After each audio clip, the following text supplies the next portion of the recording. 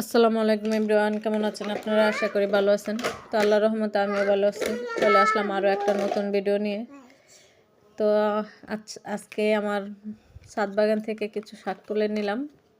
তো এই শাকটা আমি কখনো খাইনি, আমার লাইফে প্রথম খাবো। তো এই তো বসাই দিলাম। শাকটা আলু দিয়ে রান্না করতে হবে, তাই আলুটা আগে বেজে নিচ্ছি।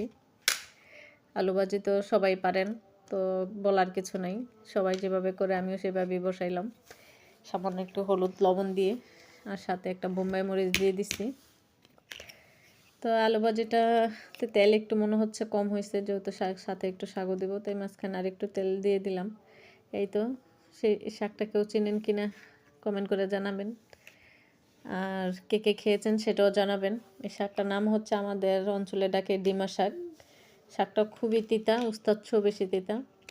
তো ফার্স্ট টাইম খাইছি, অবশ্য আমার কাছে খারাপ লাগেনি। জাস্ট আমি যেহেতু একটু তিতা খেতে পারি, আমার কাছে খুব ভালো লাগছে শাকটা মুখে। তো ভিডিওটি ভালো লাগলে লাইক কমেন্ট শেয়ার করে পাশে থাকবেন, বেশি বেশি কমেন্ট করবেন যেন আরও ভিডিও বানাতে উৎসাহিত হই। আল্লাহ হাফেজ।